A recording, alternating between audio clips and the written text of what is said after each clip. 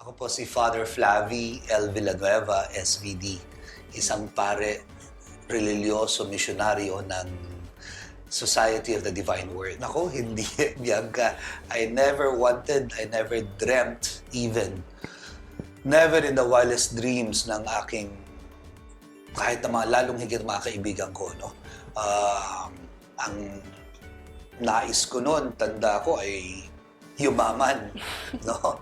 Yumaman. May slant pa nga ng konti sa paglilingkod sa bayan.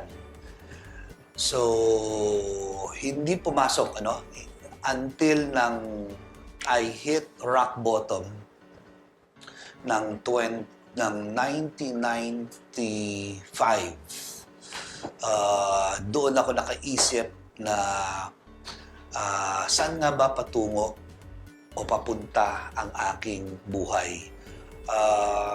Dala rin ito ng aking pagkalugmok sa bawal na gamot o droga.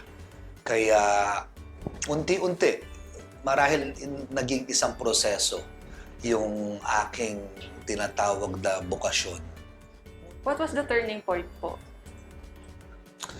The turning point was when I saw myself broke in the literal, physical, mental state na basag ang aking mga relationships, basag ang aking bulsa at career, basag ang aking pananampalataya in the sense na I was living a very hypocritical life.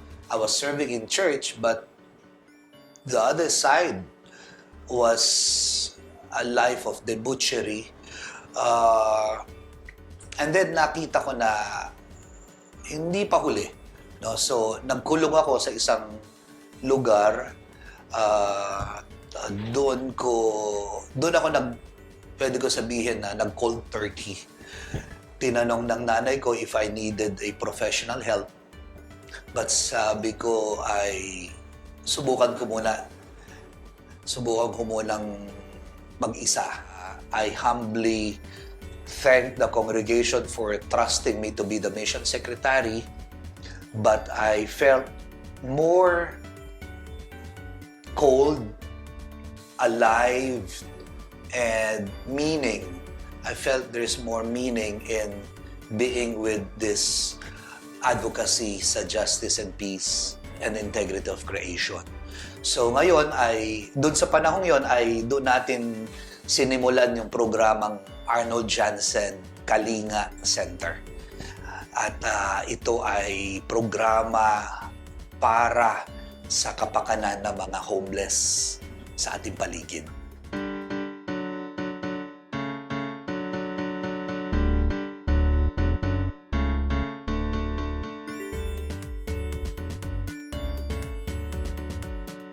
Hey guys! Welcome to Mama's Boys.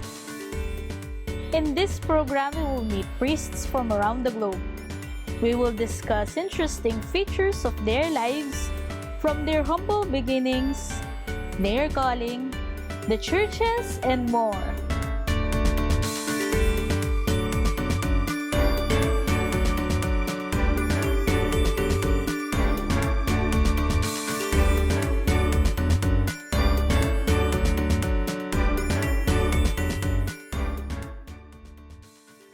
Hey guys! Today on Mama's Boys, Mama Mary's Boys, we are still with Reverend Father Flaviano Flavi Villanueva, SVD. Let us continue to get to know more about him and the AJ Kalinga Foundation Incorporated.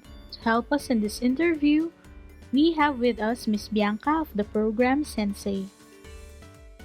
Maybe ask, how do you get the parang support po to also give support din po dun sa mga tinutulungan niyo po or beneficiary po ng organization? Yung support na gagaling sa mga taong tulad niyo. Merong 5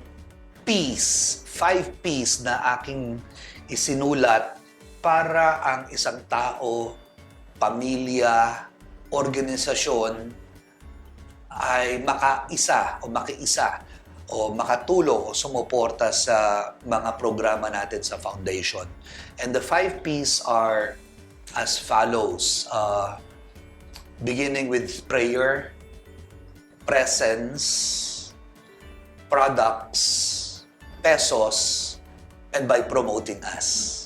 So dito sa 5 P's ay maaring makahanap ang kahit sinong tao na sa kahit anong antas na makaisa o makiisa at maging bahagi ng mission of recreating and empowering lives. I remember a grade 4 student who saves 10 pesos a day.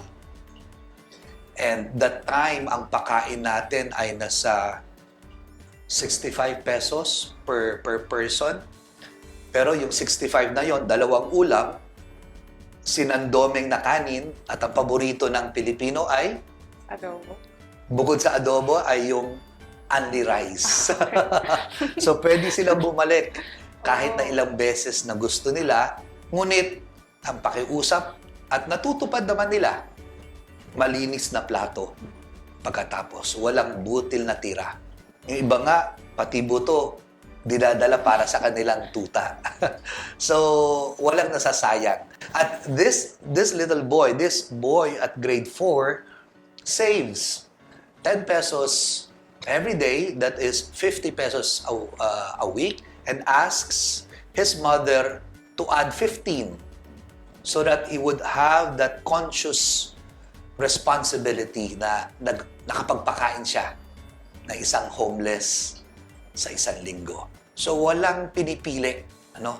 Malaki ang ating demands. Nung pandemya, nung pinasara tayo ng police at ng barangay captain, tinipon natin ang 500 na homeless at itinalaga sa mga magigiting na Katolikong eskwelahan sa Maynila.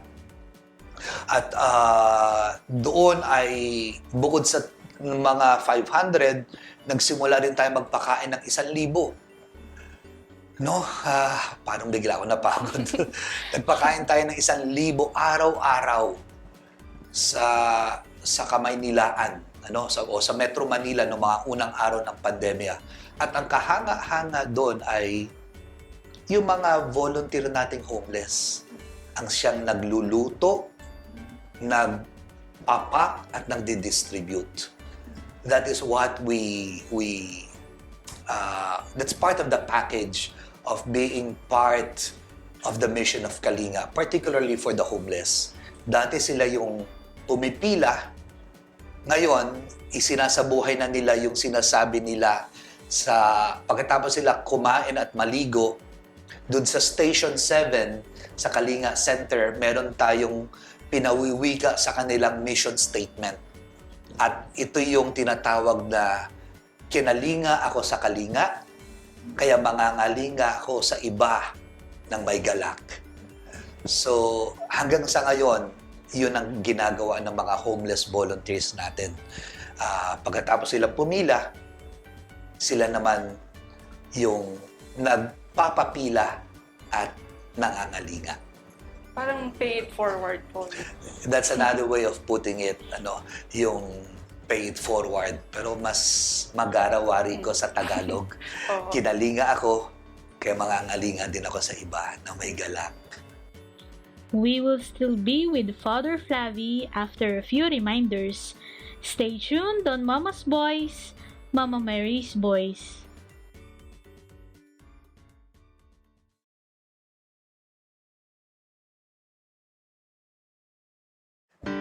Sa mga nais tumulong at makiisa sa misyon ng Arnold Jansen Kalinga Center, maaari po kayong makiisa sa paraan ng 5 P's. Through your pesos, prayers, presence, products, and by promoting us, you can be part of the mission of recreating and empowering lives. You can contact us at 0961-240-8692. We are also present at the website, and you may find us at ajkalingafoundation.org. Thank you in being a partner in mission of recreating and empowering lives of our dear homeless and wounded. God bless you all.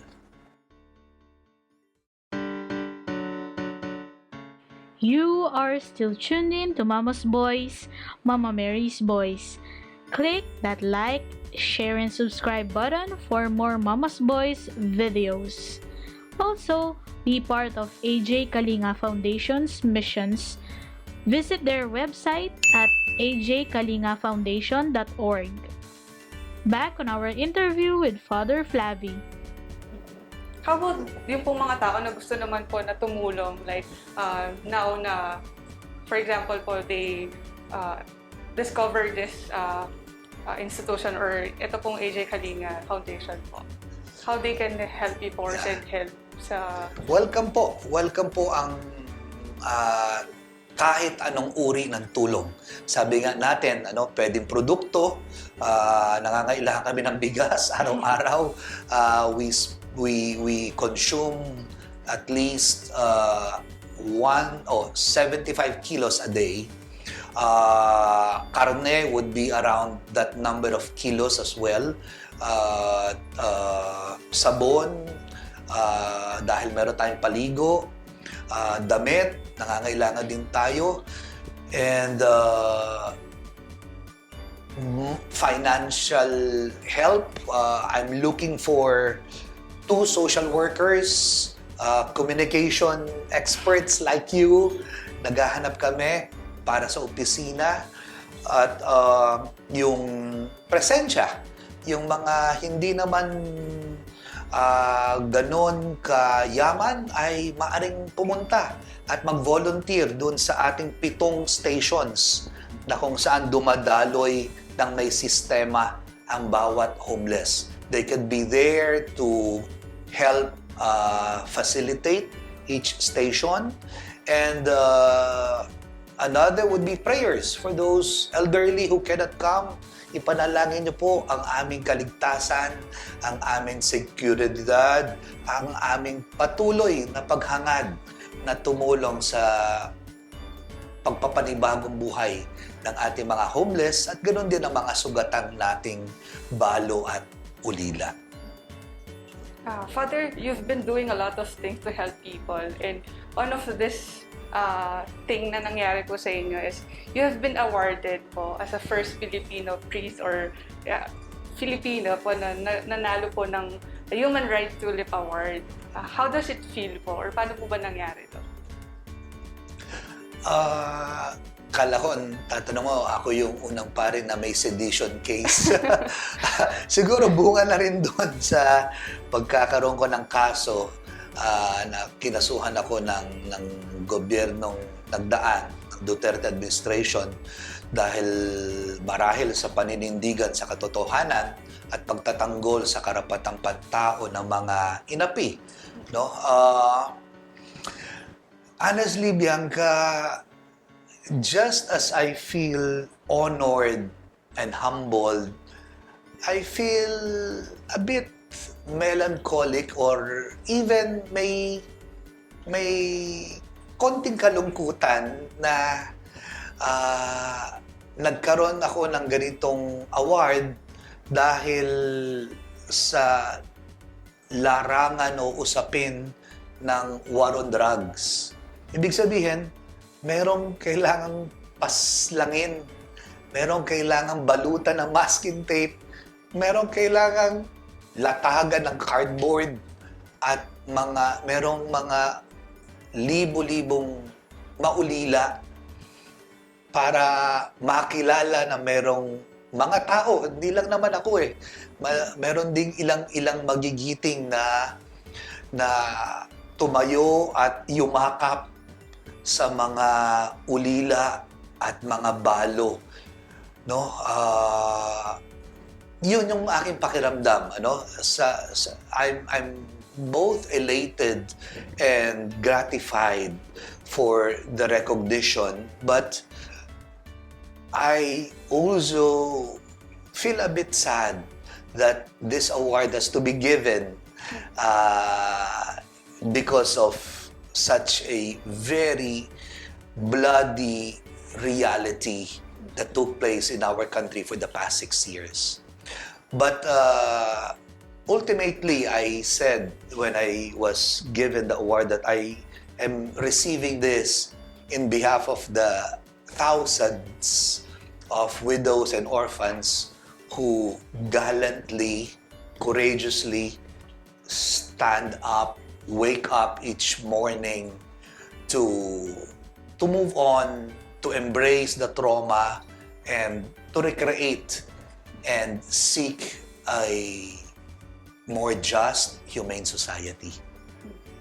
Father, do you think it is important to stand firm with our faith and like yung pong ipinaglalaban niyo po ngayon? Oo naman. Oo naman.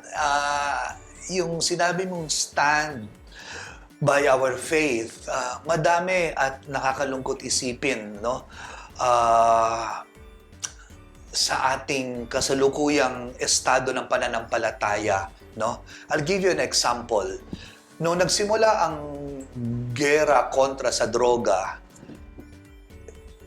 tinignan ko at kapansin-pansin ang katahimikan ng simbahan. Hindi lahat ay nagkaroon ng tinig. Hindi kaagad-agad lumabas ang simbahan. Dahil mayroon kanya-kanyang dahilan, no? It took some time before the collective voice of the church to be heard. And that even did not stop, sadly, the killings. Another would be yung larawan ng Black Nazarene, yung pagdagsa ng tao para sa imaheng Nazareno. We would not and have never seen that in protest in the killings. Lastly, nung issue ng reproductive bill na kung saan nagtungo sa lansangan ng kaparian, ng kamadrihan, ang laiko upang hadlangan ang isang batas na yung bubwit na cell, ano? Yung bubwit na sperma ay pinahintulutan, may batas na gustong pahintulutan ito, kaya naglunsad, nagrally.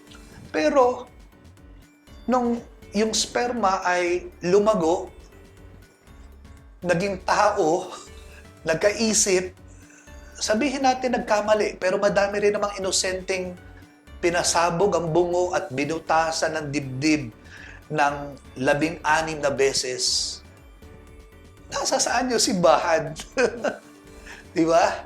Nasa saan yung tinatawag na inang simbahan na dapat sumalo, mangalinga sa mga ito? No?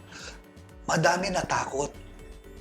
Madaming nagpahayag pa na ay hindi yan trabaho ng simbahan. Ang tanong ko sa sarili ko, ang trabaho ba ng simbahan? Lumuhod lang at manalangin? Ang alam ko, ang katikismo, basta binyagan ka, ikaw ay pare na manalangin, ikaw ay propeta na maging salamin sa realidad, lalong higit kapag may katiwalian, ikaw ang konsensya at tinig. At higit sa lahat, ikaw ay hari na hindi para maghari-harian, magpapatay o magdakaw, ngunit hari na ang pangunahing trabaho ay maglingkod, lalong higit abutin ang mga dukha. These are the 3 functions of Christ that every baptized has received.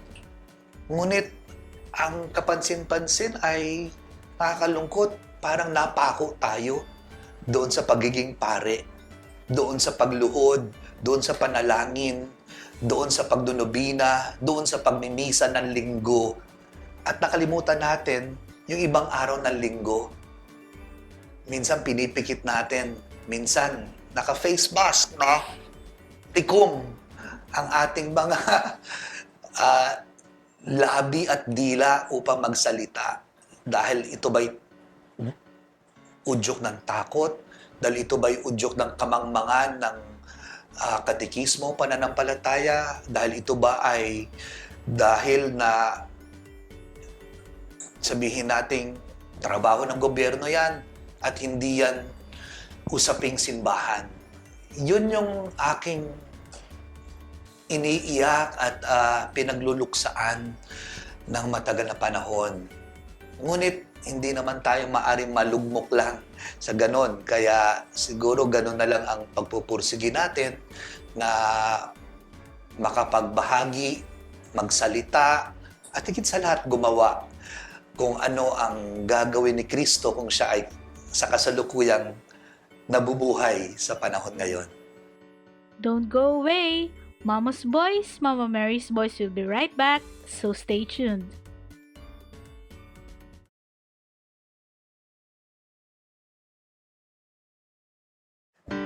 Sa mga nais tumulong at makiisa sa misyon ng Arnold Jansen Kalinga Center, maaari po kayong makiisa sa paraan ng 5 Ps through your pesos, prayers, presence, products, and by promoting us, you can be part of the mission of recreating and empowering lives. You can contact us at 0961-240-8692. We are also present at the website, and you may find us at ajkalingafoundation.org. Thank you in being a partner in mission of recreating and empowering lives of our dear homeless and wounded. God bless you all. Hi there! You are still watching Mama's Boys, Mama Mary's Boys. Please like and share our social media accounts for more updates about Limang Siglo. Also, be part of AJ Kalinga Foundation's missions.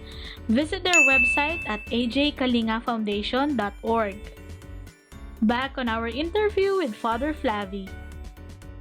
Well, you mentioned a lot of experiences that you had, Paul, Yes, po. as a priest and also as a secretary for helping people through AJ Foundation po. Is there any other memorable experience that you had po na sobrang tinitreasure niyo po that you would want to share to the public? Madami. Meron ba kayong ilang oras? Siguro, tukuyin ko lang ang 2 o 3, no? Sa usaping kalinga at paghilom, meron na rin naman tayong mga kwentong tagumpay or tinatawag, isinusulat ko pa lang sa ngayon, mga kwentong kalinga, success stories, pockets of hope, stories, kasi natutunan ko sa sarili ko sa ganitong trabaho o misyon, hindi pwedeng mangarap din ng malaki, We have to make sure that our feet are grounded and huwag paghanapan ng magara o malalaki ang mga maliliit o pilit umangat sa buhay. Yung kwento ng ating mga homeless, siguro si Andy, unahin ko si Andy. Si Andy ay isang homeless na nagsimulang pumila ng 2016 or 17 dito sa atin. At pagkaraan ng isang taon, sabihin natin, nagpa siyang maging volunteer. Wala pang bahay kalinga noon, pero meron tayong meron tayong formation para sa mga homeless at ito ay holistic, we go deep into their psycho-spiritual traumas o handicaps nila, and pilit natin minumulat sila. At si Andy ay nabigyan na ng posisyon. Umangat na, naging manager siya ng ating laundry station. Pero doon din siya nalaglag. At noong nagpandemya, nakita ko siyang muling bumalik sa lansangan, balat at buto. At tiniis ko. Kasi gusto ko rin madama niya. Hindi naman maari sa buhay na panay-awa lang. There always has to be a balance between justice and compassion. Or even my own professor, Monsignor Jerry Santos, reminded me that the minimum requirement for compassion is justice. Mons, tanda ko pa yon, ha? Bigyan mo ako, kahit di mo ako binigyan ng mataas na grado. So, yun yung ating ibinigay o pinaranas kay Andy. Ngunit, nagpursigi siya. Nagpakumbaba siyang humingi. Nagkaroon ng ito para sa mga politikong nagsasabi na mag-move on. Yung pag-move on, paghingi ng tawad, pagkilala sa kasalanan. Pangalawa, may reparation. Pangatlo, there ought to be a change of heart. So, ginawa ni Andy yun at dumaan siya muli sa proseso ng pagbabago at paghuhubog. At ngayon ay may trabaho na siya. Nakabangon muli si Andy. I would hold on to this as an inspiration because that clearly depicted the image of God that all of us ought to be embraced by. Not that we embrace Him, but it is His image that should embrace us. Na tumatakbo yung Diyos. He meets us halfway and embraces us. And that is the same thing that I am being called to do to those around me. Second would be one orphan who saw the killings of how her father was killed despite appealing, begging for his life, and less than 15 minutes, isinunod, pinatay ang kanyang ina sa harap niya at mas madaming tama ng bala yung kanyang ina. At siya ay isang musmus lang na estudyante, ngunit sa pagkatok niya sa program Paghilom, kaagad tayo nagbukas at nagbigay ng kaukulang tulong at kasalukuyang hanggang sa ngayon ay tumutulong tayo sa kanyang pamilya. Ngunit ang kahanga-hanga is how she was able to recreate and even empower her life. Nung una, pag tinanong ko siya, anong gusto mo maging? Pulis. Sabi ko, bakit pulis? Gusto kong barilin yung mga pumatay sa aking magulang. Ngayon, pag tinanong mo siya, Bianca, anong nais mo, princess? Guro ang nais ko para maging gabay sa mga tulad ko. At that empowerment that she now possesses is clearly seen on how she embraces the younger siblings left behind under her care. So, that is Princess, yung buhay niya. So, yung inspiration ng recreating and empowering is very much seen in the lives that gradually changes in the lives of our beneficiaries. And even in our staffs. Even in our benefactors or whom we call partners in mission. Hindi sila mayayaman, bagamat merong mga may kaya, pero merong mga musmus na nag-aambag na mga butil-butil na pag pinagtipon ay meron ka ng isang salop na bigas. Gaya rin ninyo na naglalaan ng oras apart from your day jobs to come and promote such stories of hope. Kayo yung aming inspirasyon at patuloy na magiging inspirasyon para sa misyon. Thank you so much, Father, for Salamat din po. Salamat. being here with us and for answering our invitation po. Maraming salamat po for being an inspiration and again, for being like Christ. Maraming salamat po for allowing a lot of people to see how God works in you, and also please continue doing your mission po sa foundation, and sana po wag po kayong mapagod na tumulong pa. Salamat. Sa tulong ng ating mama, si Mama Mary, patuloy tayong mangalinga sa iba ng may galak. Thank you po. May we ask for a final blessing po? Okay. The Lord is with you. May Almighty God grant you the blessings through the intercession of the Blessed Mother, the blessings of a heart that cares, a heart that knows only how to love, and a heart that seeks to bring people closer to Jesus. And I bless you all, the Father, the Son, the Holy Spirit. Amen. Thank you po. Salamat. Salamat. We would like to thank the following. There you have it, guys. Thank you for joining us in this episode of Mama's Boys. Hope to see you in our future episode. This has been your host, Karen Dane. Jamataray Shune!